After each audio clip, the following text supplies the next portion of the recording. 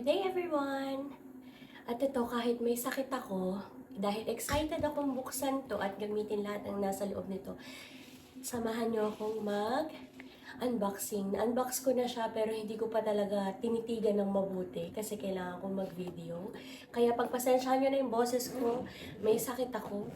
Pero kailangan ko na malabhan ng mga dapat malabhan at magamit ng mga dapat magamit. Kaya, let's start!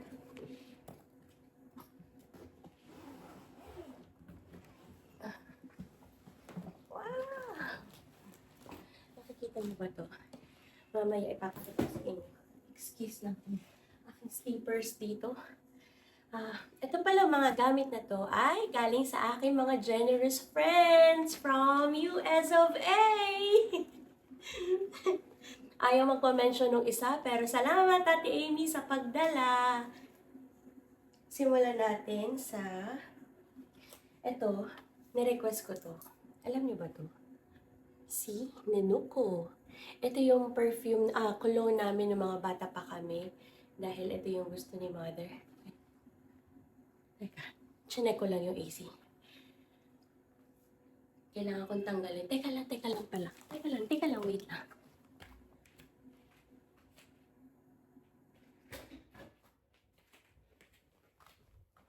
Ano ko? Ayan, pinatay ko yung humidifier. Napakaingay. Paus na nga yung boses ko. Meron pang ibang tunog na maririnig, di ba? Balik tayo. Ito pala yung request ko sa aking mabait na ate. Kilala mo na yan kung sino ka. Request ko to sa kanya kasi parang ito yung pabango namin ng mga bata pa kami. Tapos, habang lumalaki kami, nawawala na ng budget. Nahihirapan na bumili yung nanay ko. Tapos, ito yung request niya. Ang Nenuko Cologne. Ewan ko, yung iba hindi nababanguhan. Pero ako kasi, bangong-bango ko. Kasi ng mga bata pa kami, ito yung gamit namin. Pag nagpunta kayo sa mall, parang yung mga refill na lang, napakamahal. So sabi ko, ate please lang, galing na kami sa US last time, pero hindi kami nakapamili kasi kulang na kulang sa oras. Ang hirap mamili, ang hirap pumunta kung saan-saan. Dahil may mga bata kaming kasama at ang liit pa ni Brent at Bran noon. Hindi naman maliit si Brent. Kumbaga si Bran, ang hirap, iyak ng iyak sa sasakyan. So ito yung Agua de Colonia. Dalawa yung bottles. Ito lang talaga yung request ko. Tinatanong niya ako kung ano yung mga gusto ko. Ito lang yung naisip ko. Tapos, trainer brief para kay Brent. Kasi walang size para sa kanya dito. Sobrang liit. So, ito yung first.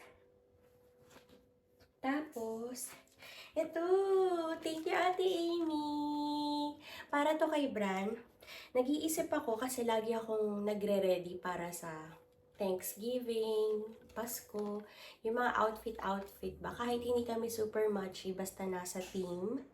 Diba? Hindi na ako bibili online.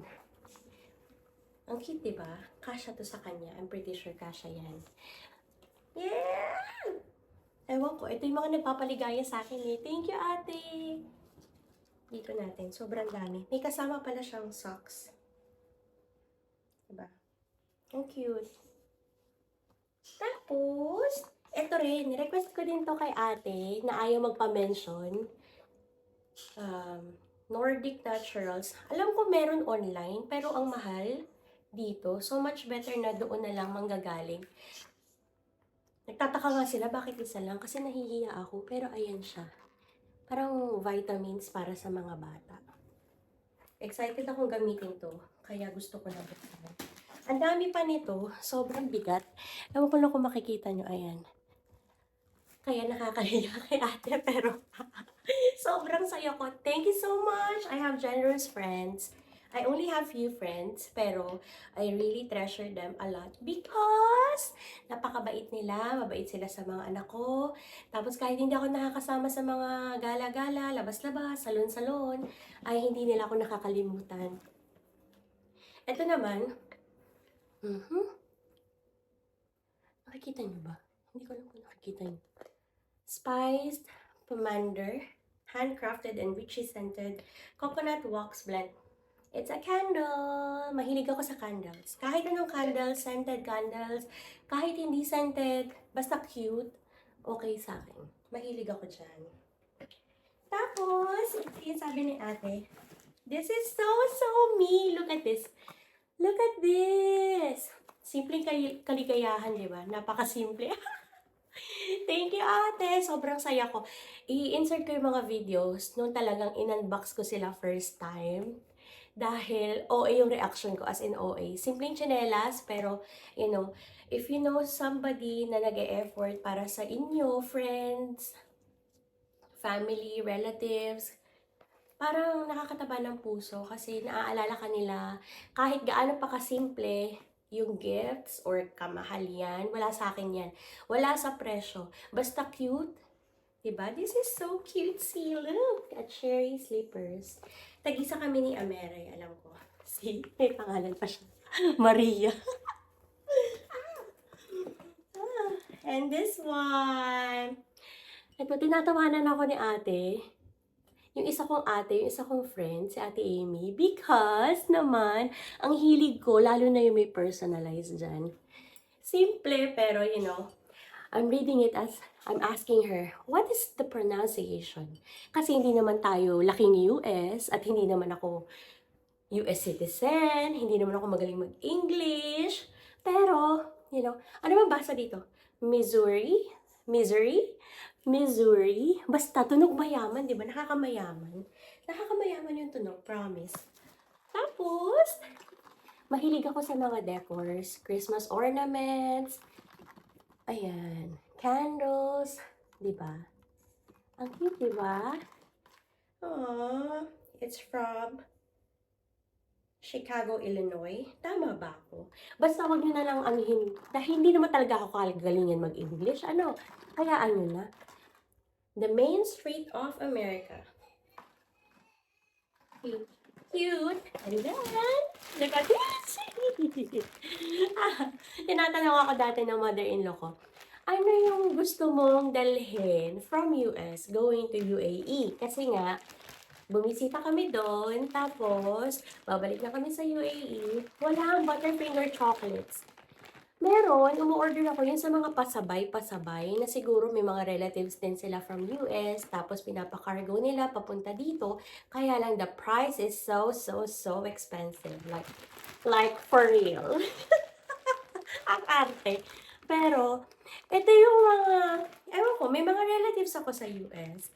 Pero, hindi kasi kami yung palahingi. Hindi kami palahingi yung pag may dumating, punta tayo doon para mabigyan tayo ng chocolates. Nakatikim ako nito, feeling ko nung, meron kasi akong best friend nung bata pa ako. Mga bata pa kami. Tapos yung daddy niya, para story time. Story time, unboxing haul from US, pasalubong, na merong little story time. Meron akong friend, best friend ko siya. Tapos yung tatay niya, seaman. Tapos, pag dumadating yung tatay niya, lagi niya kami pinupuntahan or binibigyan niya ako ng chocolate. Isa to sa mga nagustuhan ko. Tapos, wala naman dito. Meron, kaya lang masyadong mahal kung mag-order ka. Tapos, napakalayo namin sa downtown. So, parang triple yung presyo. Tapos, yung shipping fee pa, napakamahal. So, eto yung request ko. Ate, wala dito nito. Meron siguro, hindi ko lang alam I'm not sure. Pero, sa mga online, sa Facebook, yan, yung mga pasabay-pasabay, yung mga products from US, Japan, pero napakamahal naman ng presyo. Siyempre, maiintindihan na natin, mahal, tapos isa-ship pa dito, mahal pa. Eto pa. Thank you, ate. Musketeers. Wala dito, or baka meron, di ko lang alam. Pero, mas mura kung manggagaling doon. Thank you sa nag-bit-bit. Diba?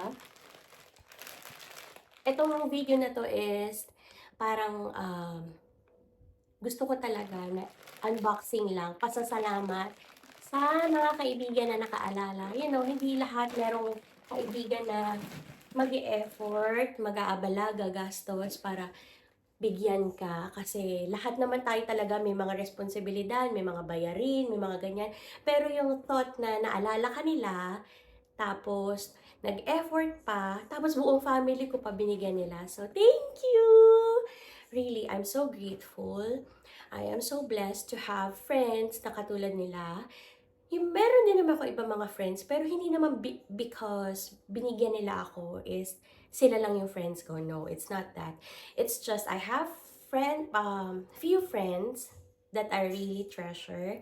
Hindi ko man sila nakakausap palagi, hindi man kami nagkikita-kita, but in my heart, I know na friend ko sila. At anytime na mag-message ako sa kanila, mag-message sila sa akin, is re-replyan nila ako.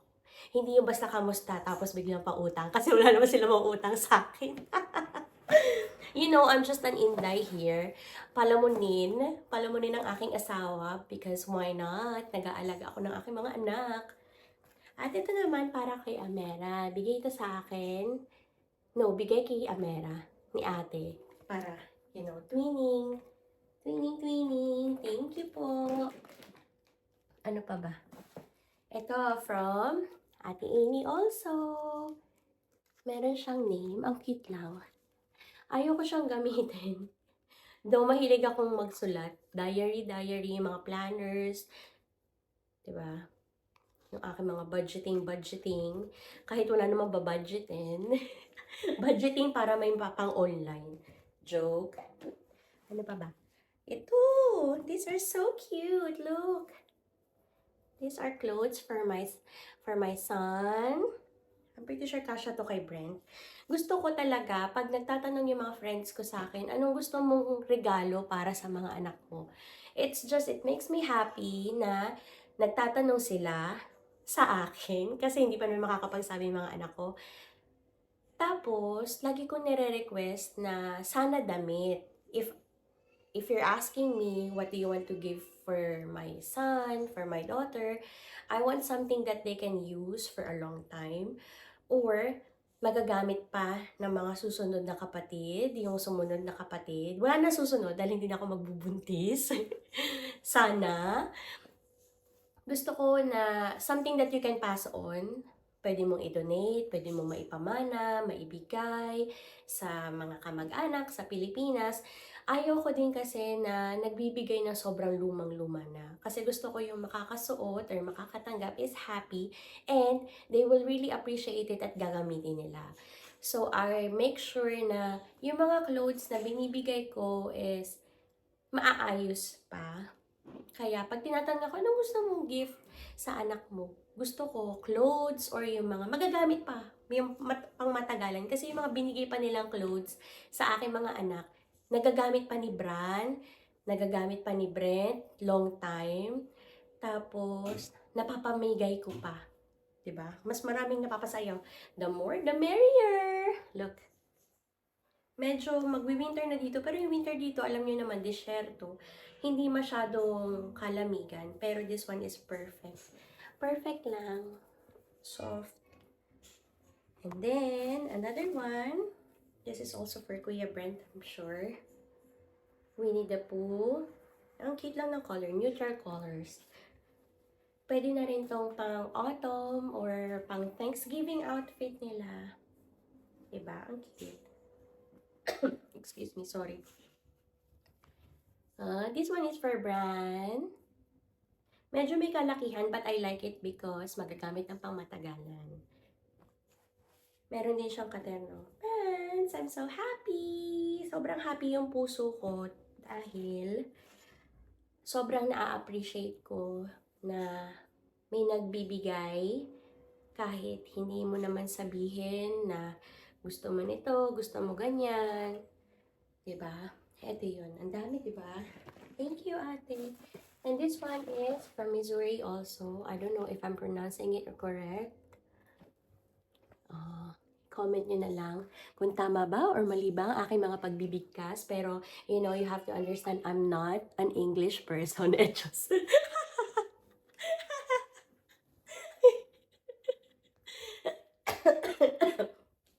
Ayan, inuubo na ako. Excuse.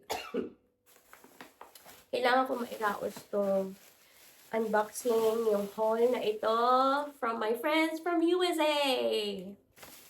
Ito naman, this is for Ate Amera. Paki-Amera ako, so matutuwa siya pag nakita niya. Thank you. This one, very cutesy. Very cutesy. Ang cute. Tapos ito, Alam mo yung pagiging gitera na nanay mo paminsan, yung ano, akala ko kasi chocolate, so sabi ko, "Ay eto parang bet ko." Pero hindi naman talaga ako mahilig sa chocolate. Pero sabi ni Ate Amy, it's a makeup. Oh, oh, look at that. Kabog. Kabog ng anak ko yung nanay niya. Hindi ako marunong mag-makeup eh. Eto pa. Ang cute, no? Oh, nung bata ako, wala akong ganito eh. Diba? Bambini cologne lang yung cologne ko. Pero okay lang. At least, oh, akala niya tapos na, no? Bubuksan ko pa yung isa. Meron pa. This one. Candles from Ate Amy also. It's an autumn candle. Pumpkin scent. See? Wala sa presyo yan. Sabi niya, hindi yung Bath and Body, pero okay lang kasi magkano din to. Magkano din. Ay naku, pag kinonvert yan, mahal din yan. Ito naman daw ay para kay Daddy kasi mahilig sa libro yung aking asawa. So yung amoy nito, smells like para ka nasa library. Yung ang daming nakapalibot sa yung books. Mahilig sa libro yung asawa ko. Tapos, nung naamoy niya to, sabi niya, I think I want to buy more books. And I said, no. No, no, no, no, no, Keno, no, Keno. This one, ang cute. Christmas ornaments. Alam na alam ni ate na mahilig ako sa mga decors. Medyo nabawasan na kasi ayaw kong mag-collect ng mga stuffs na alam ko naman na hindi ko madadala kasi this is not the forever place, forever house for us. And I just don't want to waste money buying stuffs na alam kong hindi naman magagamit ng pamatagalan, lalo na kung hindi ko madadala.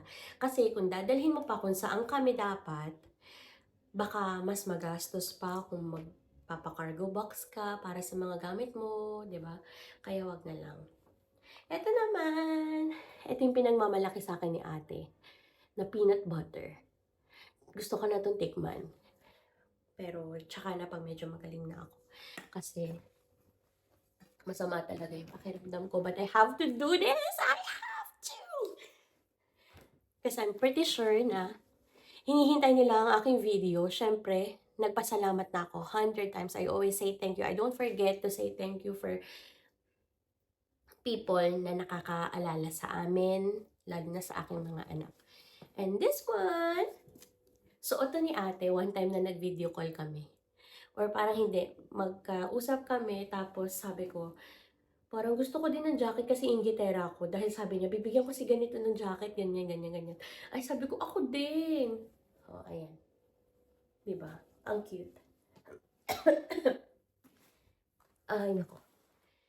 And this one, I thought it's for me, but I think like, it doesn't suit me because it's cropped up. Ang laki ng tiyan ko, besh! Nanganak ka ba naman na nanganak, cesarean? Juicy Couture! Very social! Very demure and very cutesy ang atake nito ah. Ate, thank you! Like, siguro pag suotan ng aking anak, like, she will think that isa siyang anak mayaman. Pero hindi. Isa siyang anak ng mahirap. And this one, ito yan eh. Oh, di ba? Excited na ako for Christmas. And this one, ito yung partner ng crop top. It's like a lounge wear. Tama ba ako? Pantulog na lang. Diyos ko, arte-arte pa. Pantulog na lang. At ito naman, isa din sa mga gusto ko, aside from candles, pantulog. Like sleeping wear because hindi naman kami palalabas. Kami ng asawa ko, we don't really go out. Not unless importante, not unless may okasyon, or gusto namin paglalabas kami, it's with the whole family. But it's so expensive. It's very expensive to go out here, do stuffs outside, nang marami kayo. Parang it's always adding up ng presyo. Namamahalan ako, parang magluto na lang tayo sa bahay kaysa magastos-gastos. Not unless merong okasyon na kailangan i-celebrate. Siyempre, paminsan-minsan kailangan din natin lumabas. But it doesn't mean na pag may pera, labas-labas. We're not that kind of family. And this one is the pantulog. I really like pantulog. I have collections of pantulog. And ito ang partner niya, like, Sino ka dyan? Juicy Couture. Pangmayaman ang atake. 'Di ba? Sasabihin ng iba diyan, hindi naman maganda, hindi naman mamahalin. Well, for me, maganda ito. At saka, I don't care. I don't care. I don't care kung ano sasabihin nila. Basta gusto ko to. Oh, di ba? Thank you, ate. My heart is so full, like, for real. It's so demurring. Demurring. Meron bang word na gano'n? Wala, naririnig ko lang. It's very demure, very cutesy. Ewan ko, hindi naman kasi ako Gen Z. Hindi ko alam yung mga ano na yun. Naririnig ko lang sa mga anak ko.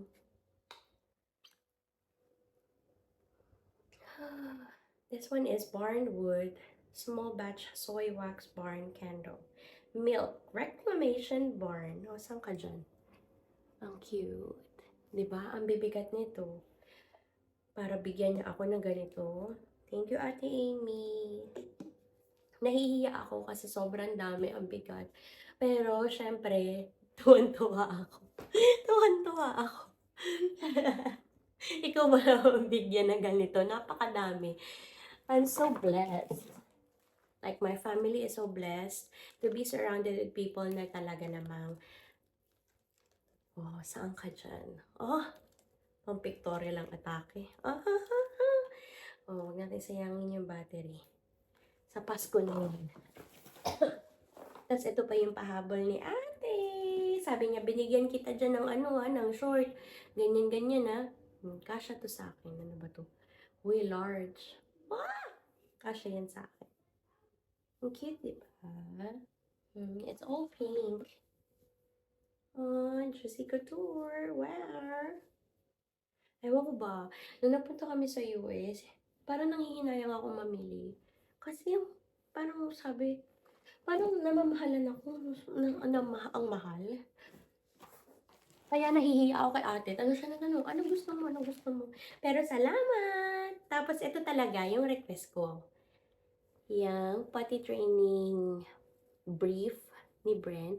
Kasi yung brief na gamit niya, ganyan siya kaliit. Nandito na yun ito. Wala siyang size for 6 years old. This one is for 6 years old. Yeah, 16. 6 toddler. At least may magagamit na siya. So, natapos ko na. At least that's all. Diba? May pa-English pa ako.